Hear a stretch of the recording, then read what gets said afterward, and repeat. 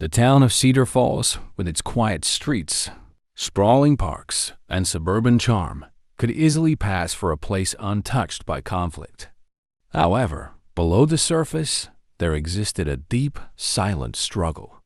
Long-standing issues of racial inequality bubbled under the veneer of peace. Jalen Carter, a young man from a prominent but underrepresented black family, had lived his entire life being aware of the whispers.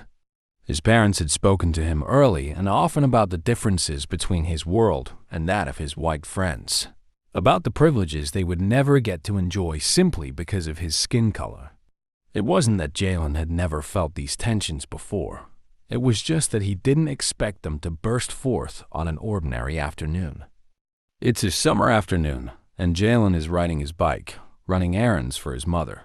He's in his neighborhood, a space he's grown up in, his familiarity lending him a sense of comfort.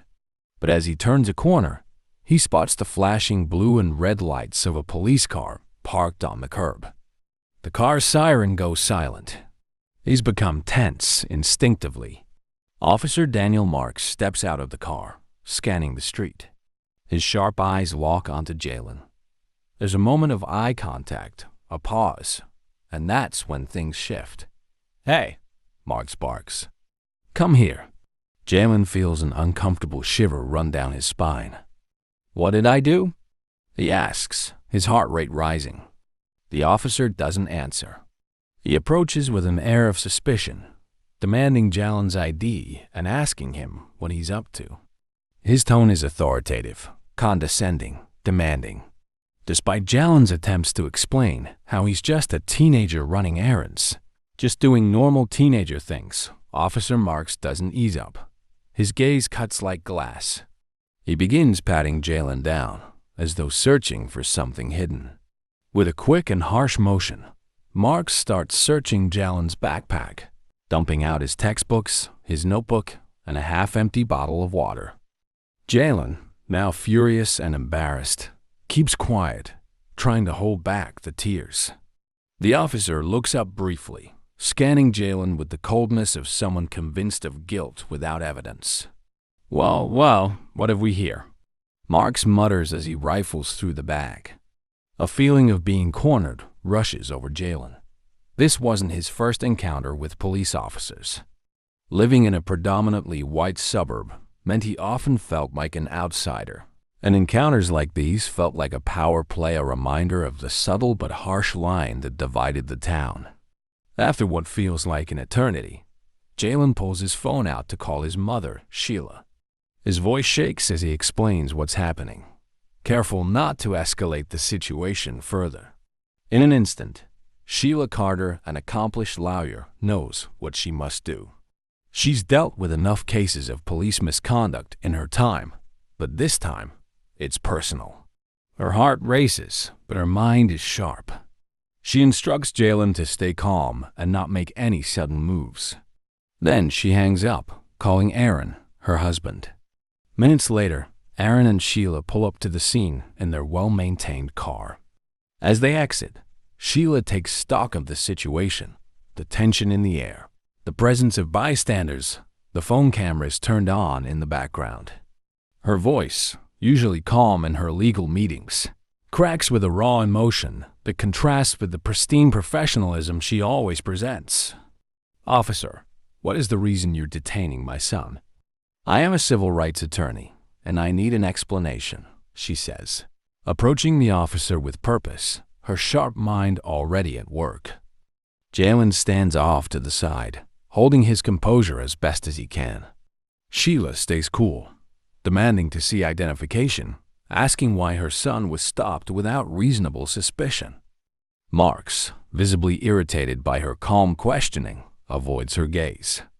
The onlookers begin murmuring, uncomfortable with the scene unfolding in front of them.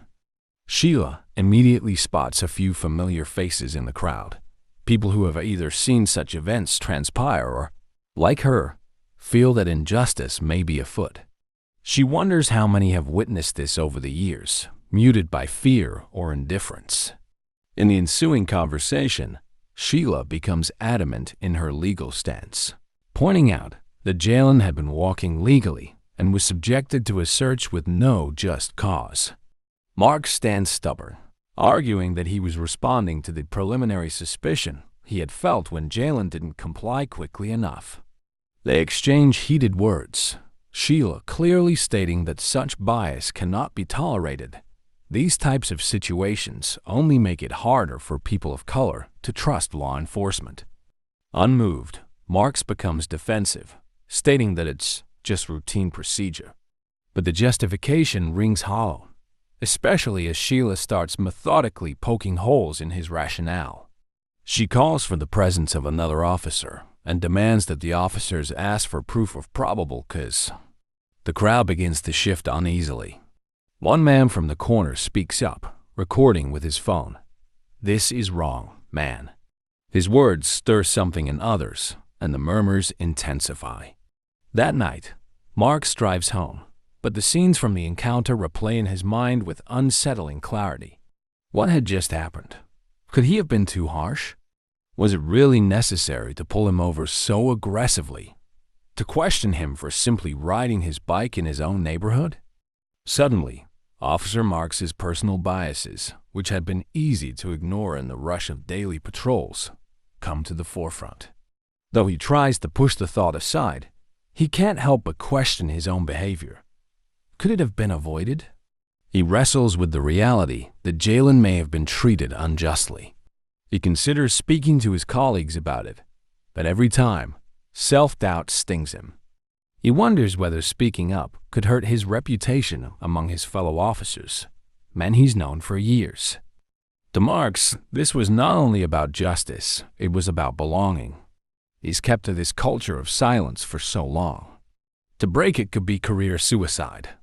Back in the Carter home, Sheila and Aaron start planning their legal response. Sheila talks with her law team on the phone, preparing for a formal complaint to the department.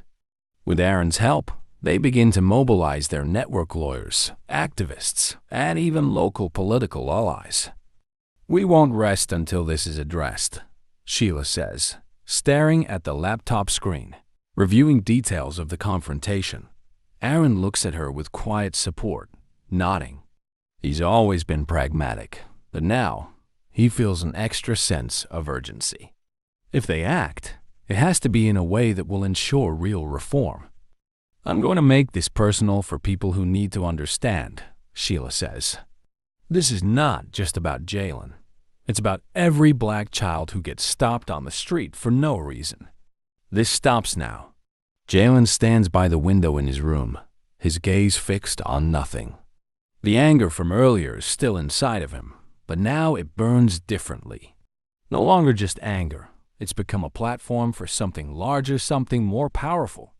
With the backing of his parents, he starts speaking to local youth groups about the injustice he's endured, and that so many others like him face regularly. His words come out with more clarity now, echoing the unspoken trauma that lived in his community. He urges young black teens to get involved in local activism, raising their voices, fighting for their rights.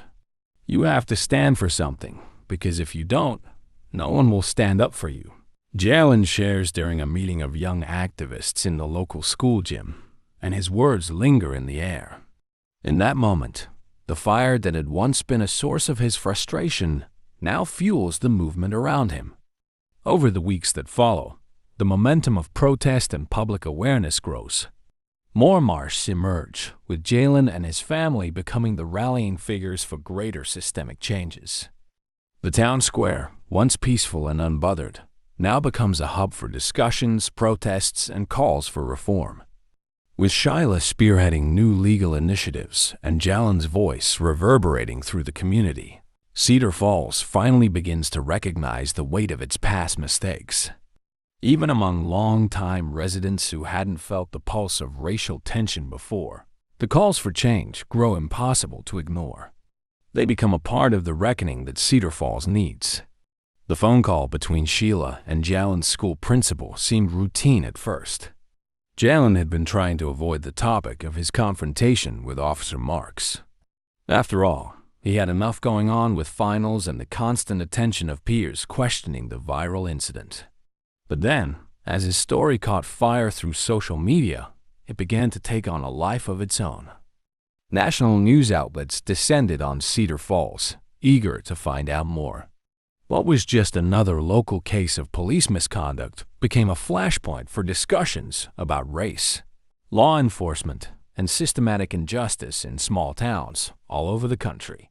By the following week, Sheila found herself in the media spotlight, an unfamiliar place, but one she felt obligated to step into.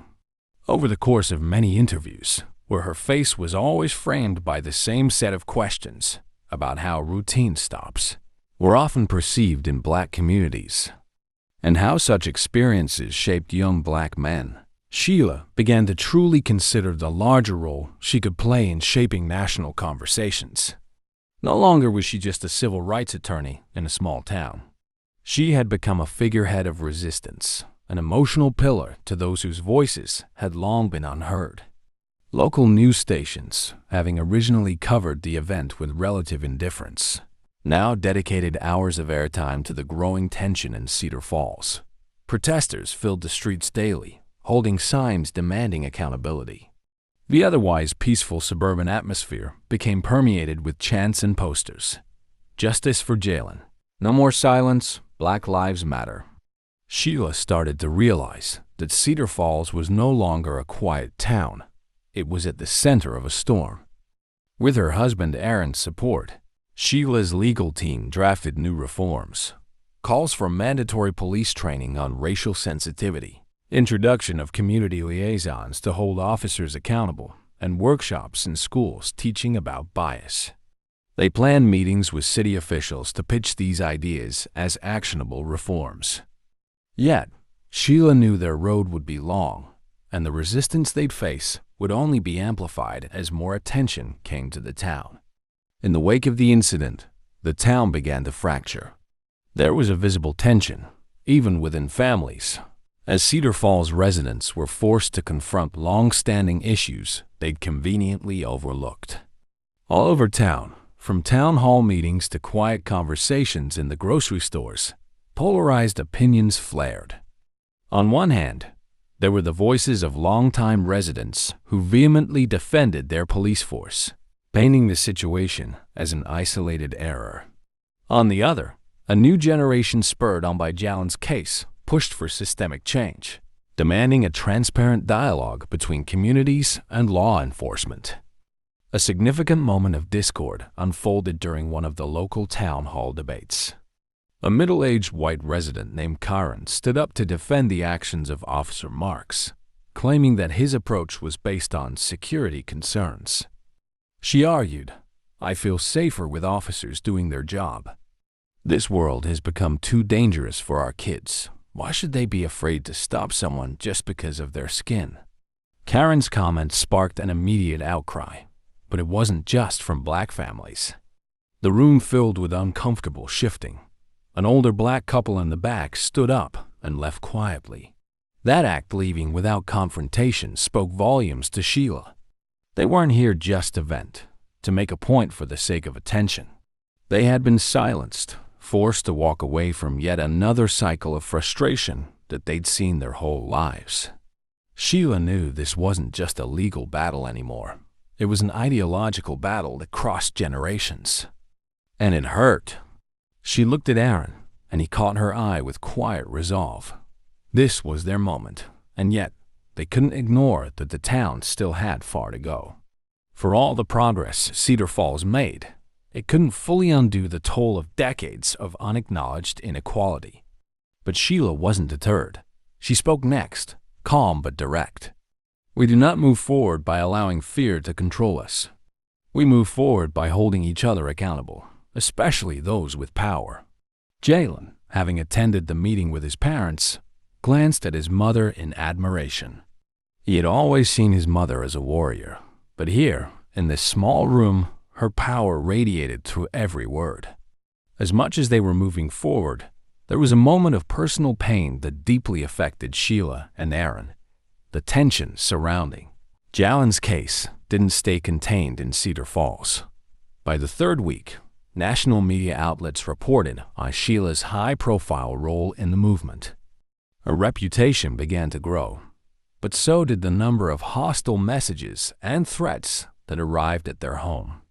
Some were vague, just angry jabs, but others were far darker.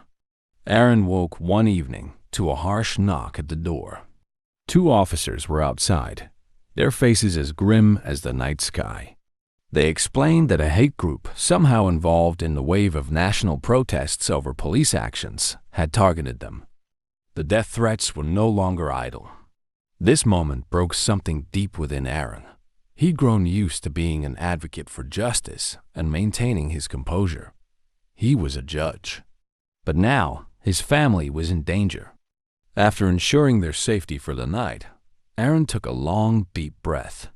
He was at a crossroads torn between wanting to protect his family from any harm and knowing that now was the time for his voice to be heard, to stand alongside Sheila as both a father, a community member, and a figure of moral authority. He couldn't sit back. And that was the shift. While the fear was palpable, there was a steadfast certainty that he wouldn't let fear control their lives. If they were going to lead a fight for justice, it would come at a cost.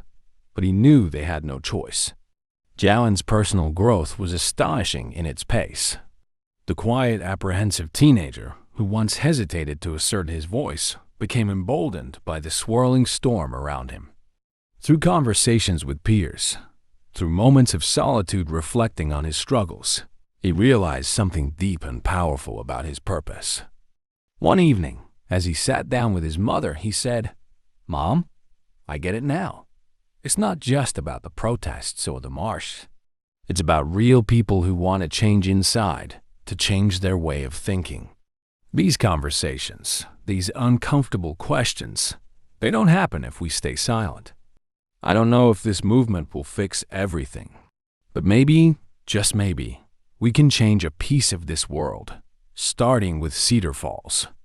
His determination to fight against inequality on an even broader scale only deepened as the months rolled on.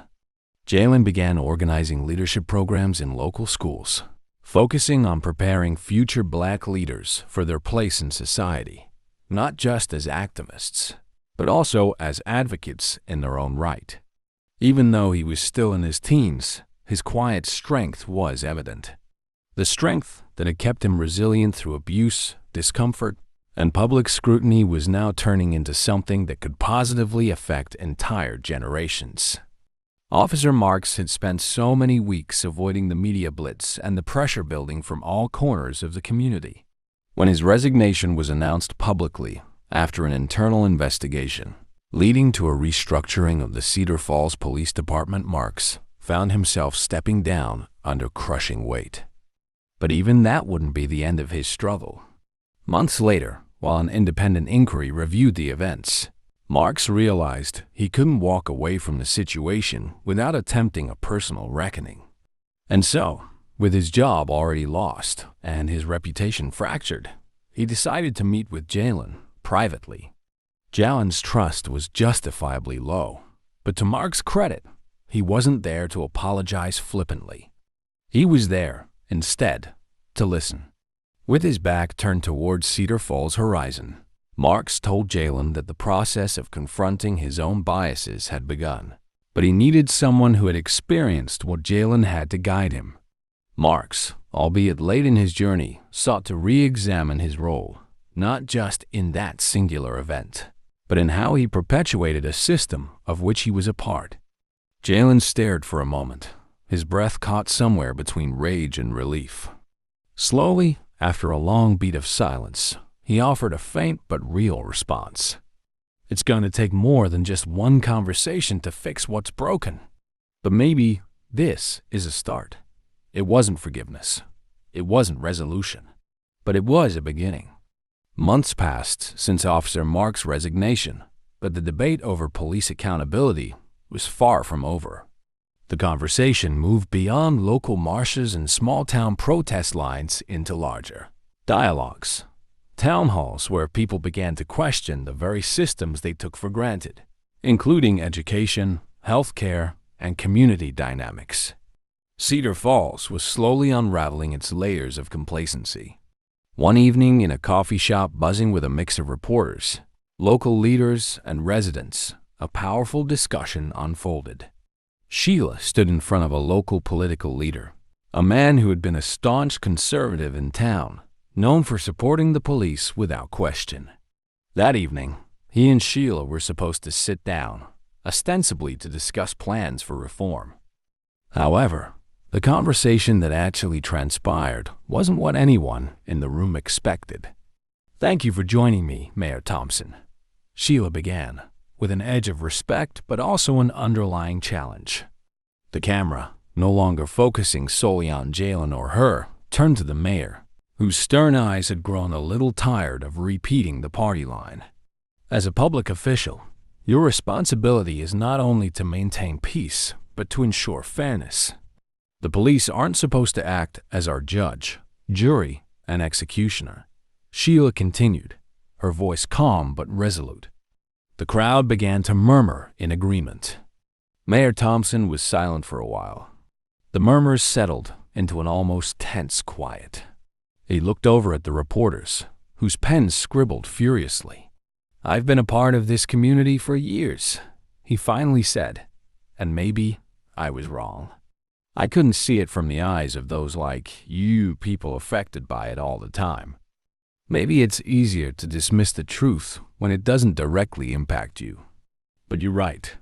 It's more than police training. It's about how we build relationships here, how we come together as one." The room fell into an unexpected silence before murmurs turned into applause. Sheila nodded, recognizing the real first step of true systemic change, acknowledging the power of uncomfortable, sometimes unpopular truths. The mayor's shift in perspective was no small victory for the movement, and the media-covered moment marked another defining change in Cedar Falls. Sheila stood tall, now not only the mother and lawyer but also a powerful voice for unity. Jalen, ever the reluctant hero, found himself once again caught between living a quiet life and stepping up to take the spotlight.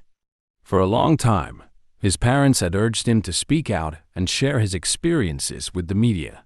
But now, he was determined to find his own way. The pressure had always been high. Public speakers, activists, students, everyone seemed to want him to be someone he didn't yet understand. With each conversation, whether in group meetings or public gatherings, Jalen had come to understand how much inner work he'd need to do. "It's not enough to change the system," he said one evening to his friends at a community center. "It has to start with me." In those moments of reflection, Jalen saw his own transformation, before and after the incident with Officer Marks. From a quiet teenager unsure of his purpose, to an impassioned young man who had emerged as a force for change. His evolution had been challenging, and some days were filled with doubts. Could his actions ever make the kind of change he envisioned? He began to tap into his roots, going back to his family's legacy, how his ancestors had fought for their own rights, breaking chains of oppression that many today couldn't see. His sense of connection to that legacy, coupled with new experiences, led to an insightful realization. Justice doesn't just mean protesting against the system. It means understanding what came before it. It means carrying our history with us, not to fixate on old wounds, but to know where we're coming from. This moment wasn't just for Jalen's internal reckoning. It was an invitation for the entire community to consider their collective past. In every meeting with activists, and even in meetings with former critics, Jalen started weaving a new kind of language, a language grounded in understanding, empathy, and respect. The boy who had once felt voiceless now spoke clearly, loudly, with confidence. When he spoke at schools or spoke to local leaders, the world stopped and listened. In a truly vulnerable moment, Jalen was asked by a young woman during a community event, "How do we forgive the people who hurt us? And how do we do that when they've hurt people like us for so long?" Jalen paused, looking around at the hundreds of eyes watching him. They weren't just asking for solutions. They were asking for something raw, honest, something that transcended theory and law. Jalen took a deep breath before answering. The world will tell us we should forgive, but only when we're ready. Healing happens not because we want peace.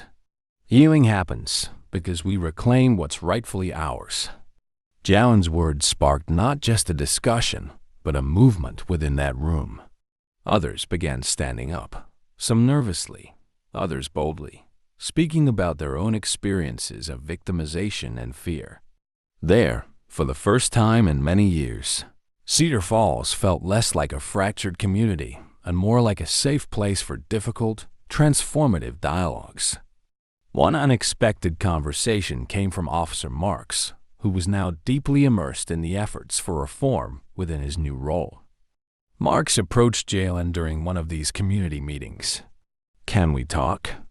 Marks asked, somewhat apprehensively, standing in the back of the meeting hall where Jalen had been actively engaging a room of other young activists.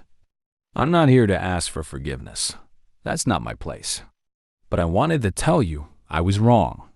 And I've spent my days trying to understand why I made those choices and what I did that day." There was a tense silence as Jalen absorbed the officer's words. After a pause, he simply nodded, ... "I think we should be talking to each other more," Jalen said. The words were understated, almost a whisper, but everyone within hearing distance could feel the profound weight of it. "Maybe we need to have these conversations with each other, regularly, until they don't hurt anymore."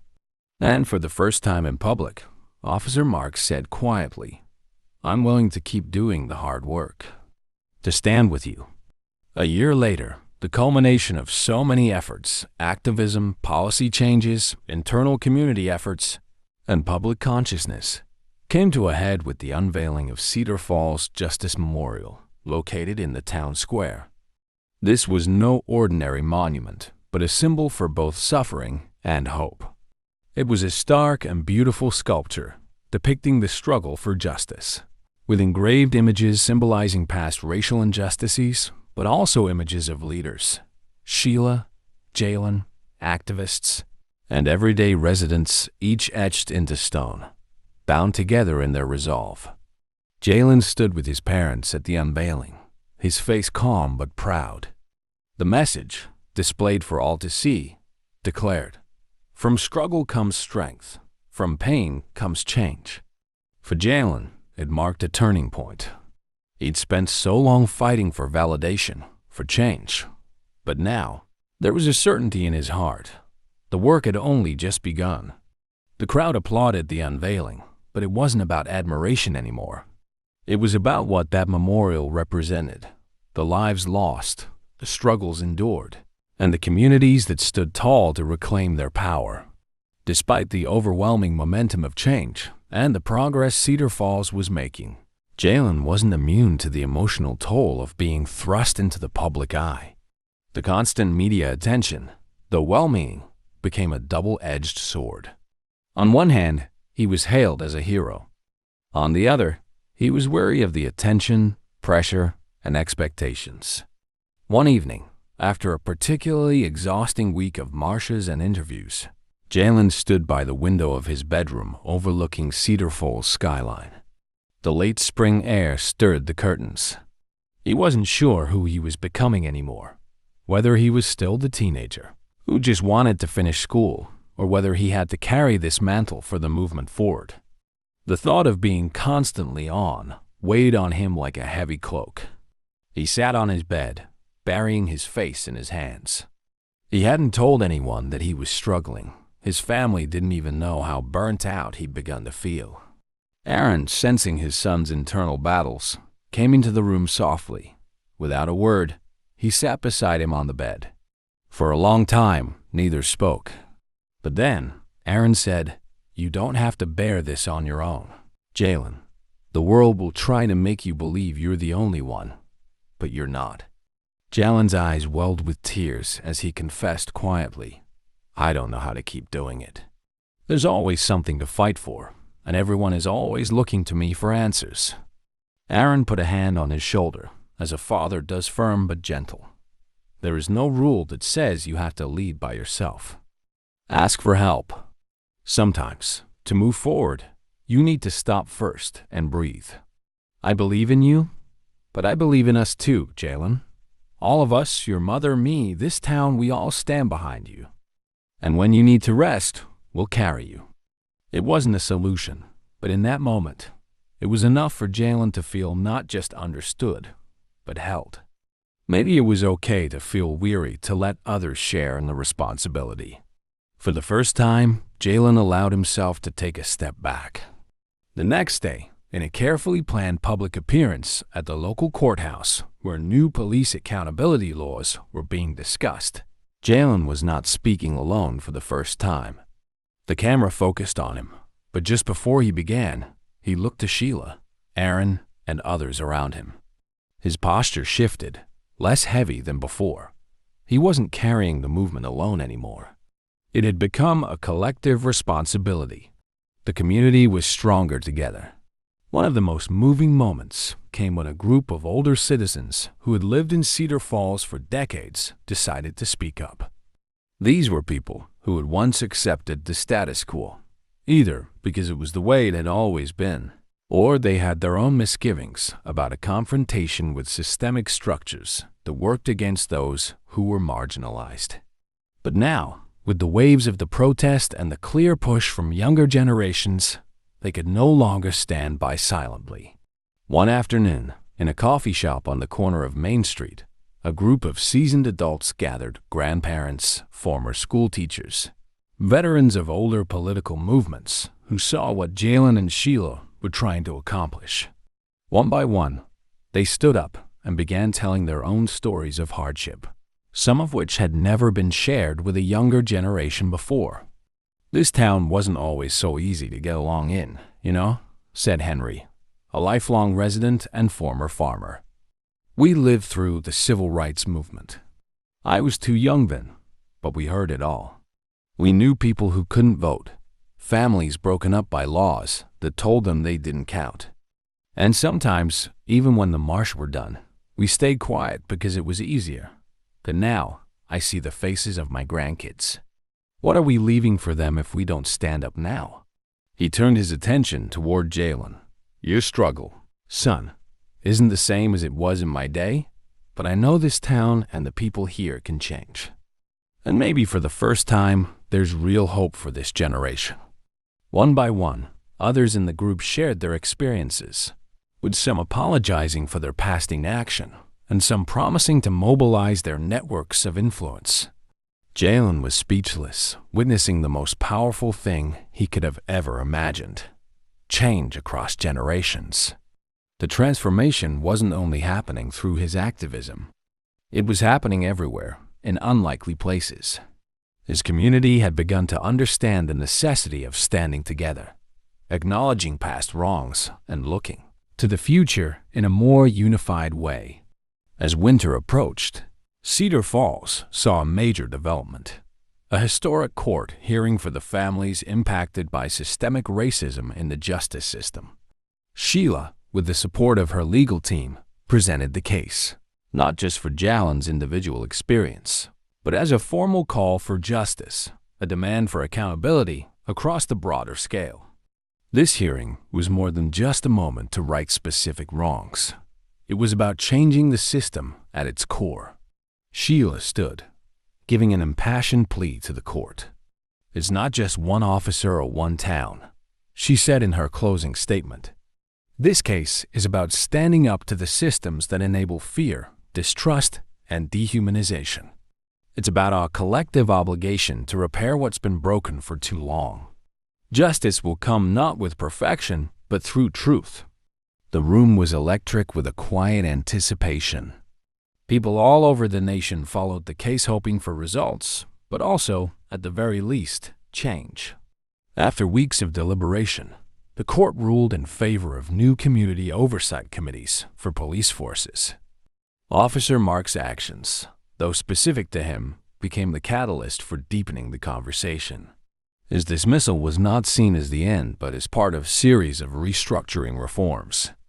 The reaction was mixed. Some still held on to traditional ideas of law enforcement. Others stood with Sheila, Jalen, and their families, emboldened by this rare victory. In the weeks that followed, Cedar Falls became an example for towns far beyond its borders, offering both a warning of the price of inaction and a beacon for potential growth. The final scene of the story takes place on a crisp fall evening, where Cedar Falls celebrates its progress by unveiling a mural in the town square, a mural depicting not just John's moment, but the people and events that made this change possible. The mural, designed by local artists and guided by the voices of those affected by systemic racism, spans the side of an old building that was once a symbol of neglect. It shows not just the fight for justice, but the unity it inspired among the community. As the crowd gathers, Sheila and Aaron stand in the back with Jalen. They watched as people of all backgrounds, old and young, black and white, gathered and celebrated a newfound solidarity. People who had once stood in opposition now walked side by side in mutual understanding, even as the work of true reform continued. Jalen looked at the mural and quietly spoke to his parents. "I don't think I'll ever understand everything, but I know this was worth it. It feels like, finally, we can move forward with everyone together." And for a moment, the city of Cedar Falls felt closer to the unity it had been craving, forging the most meaningful connection of all, hope born from collective effort. As the camera zooms out, people come together to honor the mural, painting their handprints in vibrant colors, leaving behind their marks on the story that was now their own. Months after the mural was unveiled, and Cedar Falls had made strides in police accountability and community unity, the reverberations of their fight started making waves beyond the small town's borders. In local cities and neighboring states, activists, community leaders, and concerned citizens began following Cedar Falls' transformation. The case and its ensuing successes were frequently cited during regional conferences on justice reform. Local networks of activists began organizing caravans, bringing citizens together in solidarity across communities in ways that were once unthinkable. One chilly morning, Sheila, Jalen, and Aaron were invited to speak at a city hall conference in a nearby city called Riverton, much larger metropolis where racial tensions had spiked in the wake of violent police interactions. The room was packed. Attendees waited in eager anticipation as Sheila began speaking from the podium. Citing their success in Cedar Falls, she talked about the importance of community participation, education, and the intersection of justice with shared history. "Our fight didn't stop at the court's decision or the police department's shakeup," Sheila said, her voice unwavering. "What's crucial is how we hold ourselves accountable to one another in our daily lives. Everyone deserves dignity. That's the root of this movement." Jalen was next. Standing before a larger crowd than ever before, he allowed himself a moment of quiet contemplation. His usual uncertainty surfaced for a moment. But then, he spoke with authenticity about the transformation he had undergone, his personal struggles with the weight of leadership, his connection to the movement's history, and the bright futures they now believed they could build, one step at a time. "We've only begun to realize that change doesn't come in one victory or in a few speeches. It's a continuous act of building trust," Jalen said. "In Cedar Falls, we're living proof that it can happen. It's not about being the loudest voice, but being the right kind of voice." The audience erupted in applause. After the session ended, people approached Jalen, Sheila, and Aaron with messages of thanks. The community of Riverton, many of whom felt neglected or marginalized by years of mistreatment, finally felt hopeful. As they prepared to leave the conference, a few young activists approached Jalen with a burning question. "How do you handle the constant pressure? How do you keep fighting when it feels like the whole system is against you?" Jalen, surprisingly calm, smiled gently. "You keep fighting because you're not alone. Lean on those who see your value. You'll get through it because together, we all deserve to get through." The echoes of Cedar Falls' quiet revolution reverberated, and by next year, several major cities adopted similar reforms inspired by what the small town had achieved. While no place was perfect, the seeds of justice began to take root. Back in Cedar Falls, life continued, but in a more conscious way.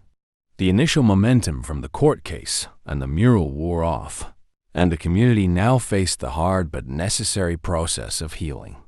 Not just on the outside, by implementing laws or installing accountability structures, but within.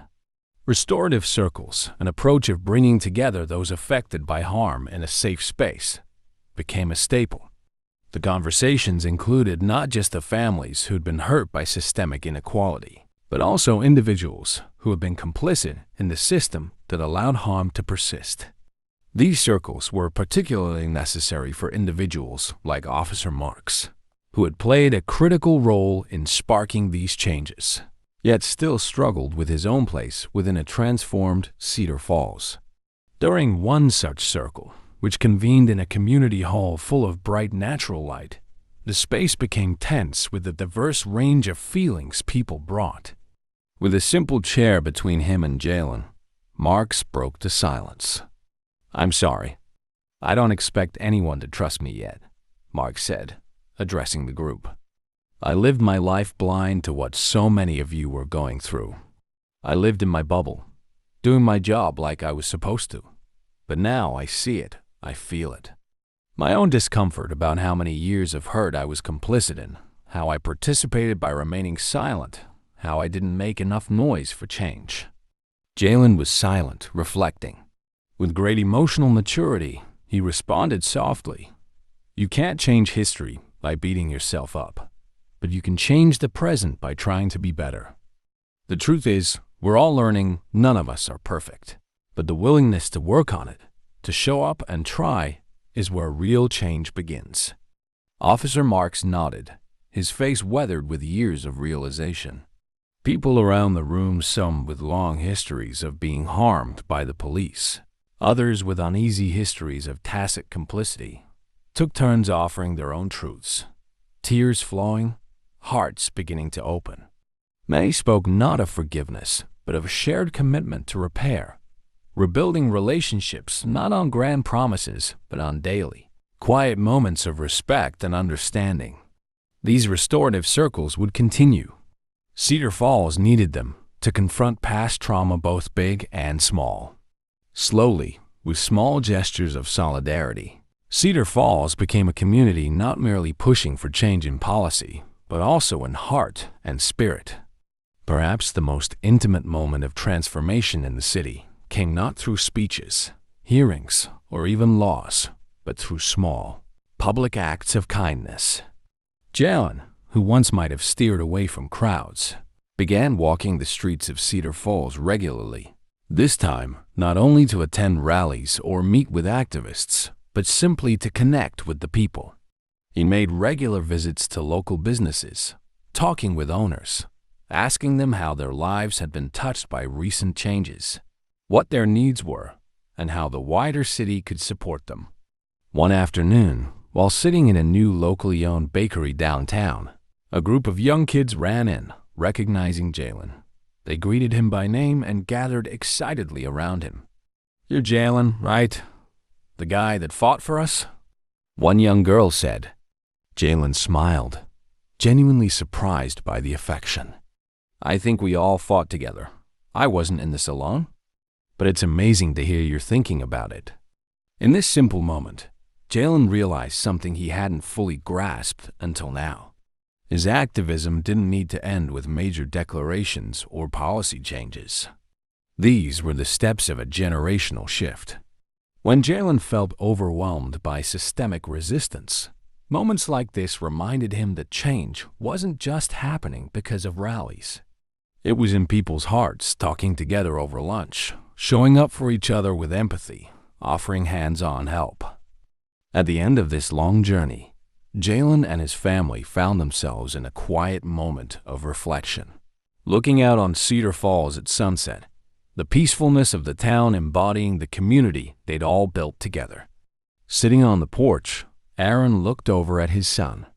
"You know, when you were younger, I never imagined you'd be involved in something so powerful. It's incredible to see how much change one voice, one person, really can make.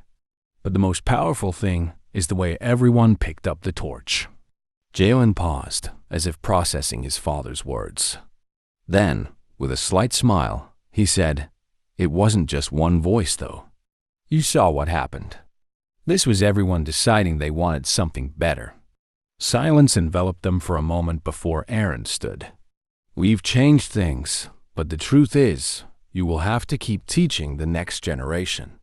They'll need to carry that torch even higher." Jalen nodded slowly, finally finding peace in his own journey. Yes, the struggle was long, and the road ahead was still uncertain. But Cedar Falls, through small and monumental steps, had proven the greatest truth of all. Change was only impossible until it wasn't. As the sun dipped lower behind the horizon, there was no more uncertainty in Jalen's heart. He was ready for the next steps of the journey, whatever they may be. Years passed. The changes started feeling more rooted, no longer just an outburst of reaction or momentary shift. It became clear. Cedar Falls had entered a new era. The annual community rally, once a peaceful march for justice that started with just a few voices and a handful of allies, now filled the town square with residents, young and old, all looking toward the future with a shared belief in what could still come. The rally had shifted from just an act of protest to a celebration of the work that had been done, and the continuing march toward a more just and fair society.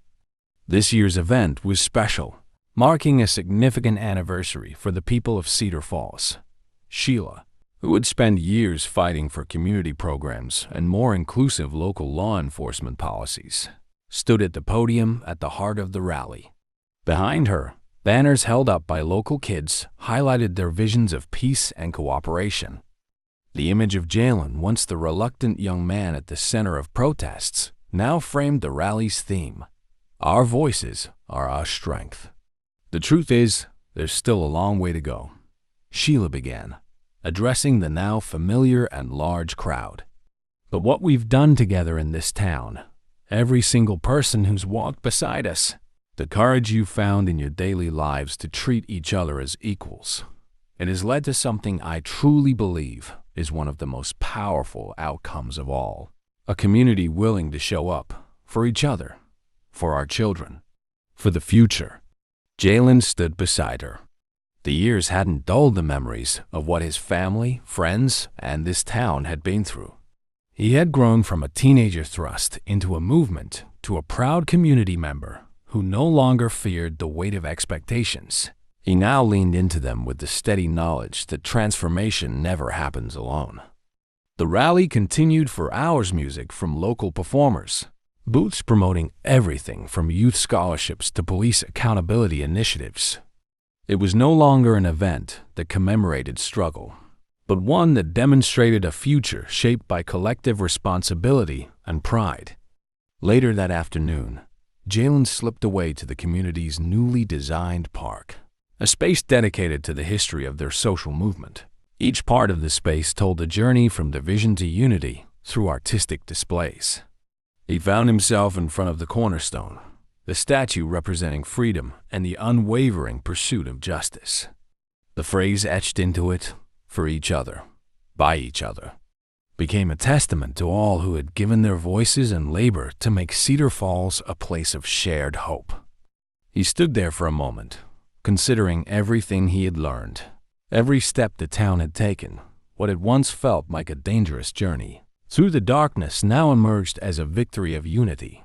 However, change, even successful change, did not eliminate challenges. The fight for justice was a continuously shifting process, and the reflection after years of progress had come with realizations. The work wasn't fully over. Cedar Falls had changed, but the reality of racial justice remained just as complex and far-reaching as before. In one of the local school classrooms, a group of young students, members of a newly formed organization for social equity, met regularly to discuss their role as the next generation of changemakers. Led by Jalen's younger cousin, Kira, the students discussed strategies for bringing the same kind of profound progress Their town had seen to neighboring cities where social justice efforts had not reached as deeply. "We have to keep going," Kira argued one afternoon. "Our work can't stop because we've passed one big law. We need to start teaching kids younger than us so they know that justice and fairness isn't something just one group of people can hand down. It's something we build together. That's the ultimate victory." Her statement, so simple yet profound, highlighted something all older leaders had realized. The commitment to justice is a constant push forward. Younger people, who had witnessed progress, were now hungry for their own piece of it. They carried the torch not as a final gesture, but as an ongoing commitment to keep living up to the promise Cedar Falls made to one another. As Jalen reflected on this new generation, he was struck by the steady, quiet courage it took for these young people to continue. The community's past struggle couldn't be ignored or forgotten. It had to be passed down as the bedrock of a future that would always improve. Meanwhile, Officer Marks, still deeply involved in the ongoing reconciliation process, had taken his own path of healing. He continued to attend restorative circles, but he spent many nights alone, journaling and reflecting on the extent of his past misdeeds. His apology to the community had never been enough for him. What really mattered was transforming himself. One day, Marks walked into the public library, where a group of young people, his own former students, were gathered, having a discussion on race relations and community responsibility. Not many knew his identity when he walked in quietly, but some of the older kids did. They stared for a moment, clearly wondering what his intentions were. Marks, now visibly thinner and carrying the weight of self-examination, nodded in understanding of the concern in their eyes. "I know that I have a reputation in this town," Marks began, pausing to find the right words. "I'm a man who has done things I can't change, but I'm trying. I'll never be proud of who I was, but I believe my actions moving forward, how I choose to listen, to learn, to speak up for the next generation, is what will define me in the end." The young people in the library shared silent glances before a student named Mia, who had been a part of the group advocating for restorative justice within the police force, stepped forward. "We can't move forward unless we all grow, right?" she said gently. "I believe you're working on becoming the kind of person this community deserves. But just remember, Marks, the change you're seeking in the world also starts here, in small moments of vulnerability." As difficult as it was to witness the brokenness of the person who had been part of their trauma, Mia understood that the healing of Cedar Falls came through hard choices. Embracing redemption was not just something for the people wronged, but for everyone, including those who had made the mistakes. Months later, the streets of Cedar Falls had returned to a peaceful rhythm. Yet, the community was no longer the same. Jalen, Sheila, Aaron, and many others realized that while their battles would always need to evolve, something larger had shifted in the fabric of their town. On the first day of school after the rally, Cedar Falls High had, for the first time in years, restructured their curriculum to include deeper, honest conversations about the town's history of inequality, the justice movements it had birthed, and the changes the community was still undergoing. New clubs dedicated to anti-racism and unity grew larger as young people continued to lead these conversations. One afternoon, the local paper ran a headline about Cedar Falls being the town that reimagined justice. In one of his final interviews as a high school senior, Jalen addressed the reporter. "This isn't an end, and it's not the destination we thought it would be. Cedar Falls has come a long way because we didn't run from the uncomfortable truths. We came together, and we looked each other in the eyes and said, 'Enough. We can do better. What's happening now is just the beginning, and we have to keep doing better every single day.'" And with those words, the town understood. The old wounds might take generations to fully heal, but they now walked forward with intention, a collective promise that their futures would be made not alone, but together, with bravery and compassion. In the years to come, Cedar Falls' story became a touchstone for other cities, a reference point for discussions not just on racial justice, but how entire communities could reform not in grand, sweeping movements, but through human moments of shared vulnerability and action.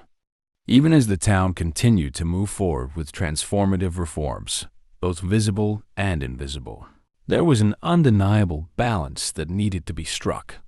How could each person continue growing individually while ensuring the community as a whole was thriving and pushing forward? The interconnectedness of individual journeys and collective growth became an ongoing theme for the future. Jalen's journey through leadership, once daunting and steeped in uncertainty, began to shift more into focused mentorship. Still feeling the weight of everything his town had endured, Jalen knew his role was evolving, not just as a community voice, but as someone committed to uplifting younger generations. The responsibility of being an elder in this battle for change weighed heavily on his heart, but it gave him a deeper sense of purpose. In Cedar Falls Community Center, Jalen began to teach a monthly workshop on understanding civic responsibility and the practice of active listening to students in both middle school and high school. It wasn't simply about teaching the mechanics of social movements. It was about cultivating emotional literacy and the power of compassion. "I want you to hear these stories and understand," he said to a room of teenagers. "These movements, this progress, it's not as simple as protests or laws. It's moments like this where we learn from each other. Your minds, your hearts, you have a voice that's already more powerful than you understand. Your actions matter right now." This exchange, this investment in a growing generation, embodied a deeper truth Jalen had come to understand. Progress wasn't linear, and it wasn't one size fits all. Cedar Falls had grown, not because they had strictly followed a plan, but because its people understood their roles in shifting the structure together. Kira, now one of the younger leaders who had been influenced by Jalen and Sheila, was quick to support him in these initiatives. Through collaborative efforts, they had begun setting up after-school programs that encouraged dialogue between students of different backgrounds. The earlier divisions between race, class, and identity were beginning to dissolve. It wasn't that prejudice was entirely absent, but the layers of awareness were growing each day. Kira became an advocate for giving younger students leadership positions in social clubs and movements, helping empower them to make the changes they wanted to see. Mark's transformation, though a slow and painful process, was perhaps one of the most delicate. He had, in his own way, come to symbolize what internal transformation might look like in someone who had caused harm, someone who had grown blind to the community's pain. As he began making efforts to engage with youth programs and was brought to training sessions regarding policing and community building, it became increasingly clear to those around him that his work was a symbol of redemption, but not yet reconciliation. A critical discussion emerged within the town regarding the limits of forgiveness.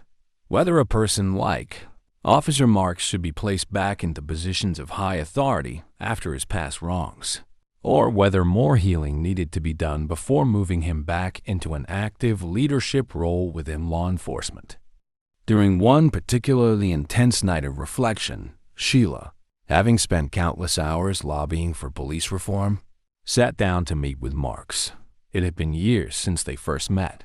In the turbulent days when Marks was at the height of the resistance to their calls for accountability. She knew by now that his transformation could never be about appearances or titles. It had to be internal, and that real repair didn't come by promotion, but by consistent effort and service. "You've done the work in small ways," Sheila said, voice gentle but unflinching, "but you'll need more time. The job now is no longer about police oversight or legislative change. It's about trust. It's about walking the path you spent so long stepping around. None of that erases the past mistakes. It only makes the future you're trying to build a reality." Marks bowed his head. "You're right. I have so many more steps to take." This moment marked a crucial stage in Mark's ongoing journey, not yet free from the weight of his history, but continuously taking steps to prove the sincerity of his change. And the road would remain challenging, but the consistency of his efforts, days spent working alongside those he had wronged, would slowly rebuild the reputation he had lost. Marks became an advocate of restorative justice programs within the police department, a quiet force now working to help others undo their years of complicity in a broken system. It was becoming clear to Sheila that while Cedar Falls had flourished in many areas, the labor had not been free from sacrifice. Advocacy and tireless organizing, even for causes she held close to her heart, had exacted an emotional and mental toll on her. While she championed change tirelessly, she had not fully processed the burnout from years of advocacy, and it showed in moments when she found herself exhausted, ready to withdraw. Late at night, after the last community meeting, Sheila sat at her kitchen table, a cup of tea in her hand, gazing out at the sky beyond. The weight of everything that had transpired, both the triumphs and the setbacks, began to feel heavy. She started questioning whether she'd ever really made a dent in the much larger, systemic issues. Her weariness led her to moments of questioning her place in the ongoing fight. Jalen, sensing her hesitation, visited her one evening to check in. Sitting beside her on the porch, he watched her struggle to articulate what had been on her mind for weeks. "You've done enough, Sheila. You've done more than enough. More than I ever expected," Jalen said, placing a hand on her shoulder. "But this movement, the people you're trying to uplift, it's not just your fight, and you've already built an army. The change isn't just on you anymore. It never should have been." Sheila looked at her nephew, and for the first time saw in him the same quiet strength he'd carried with him all along. "I never meant to wear myself out. I thought if I gave more of myself, I'd help others believe things could really be different," she said, her voice thin with fatigue. "No one's asking for more from you. What you've given has already set the ground for others," he reminded her gently. "Now it's about healing." For the first time in years, Sheila accepted what she had been unwilling to time away from the front lines wasn't abandonment. It was preservation. Cedar Falls was growing beyond the hands of any one person. Years later, as the next generation took on active roles within both the community and local governance, Cedar Falls had become an emblem of effective reform and healing. The town no longer simply looked at what had been fixed, but began focusing on continuing innovation and deeper inclusivity. Jalen and Sheila now regularly led intergenerational forums, where young and old communities sat together, discussing and debating everything from education reform to building international partnerships with similarly struggling towns. These gatherings, at once solemn and hopeful, marked a new chapter in social justice work in a thriving community. It was no longer about existing trauma. It was about continued evolution, overcoming tensions and tackling societal and environmental issues while ensuring the inclusivity of everyone at the table. New public initiatives were founded, growing after-school programs focused on environmental justice, collective action, and equitable housing solutions that had long been an issue. This was the real victory of Cedar Falls. They had stayed vigilant in transforming systems. Every voice, regardless of age, race, or income bracket, had a seat at the table. By the time Jalen finished college and Sheila took a sabbatical from frontline organizing, they worked together to take the Cedar Falls model, global networking with leaders from other cities and regions around the world that struggled with similar divisions and inequality. The story of Cedar Falls had left footprints on social justice discourse globally, encouraging others to believe in the possibility of transformation, even when the entrenched challenges seemed unbeatable. Through it all, Cedar Falls proved one undeniable truth. Progress wasn't instantaneous. It wasn't automatic, but it was possible when individuals decided to show up with shared hope, respect, and continuous effort.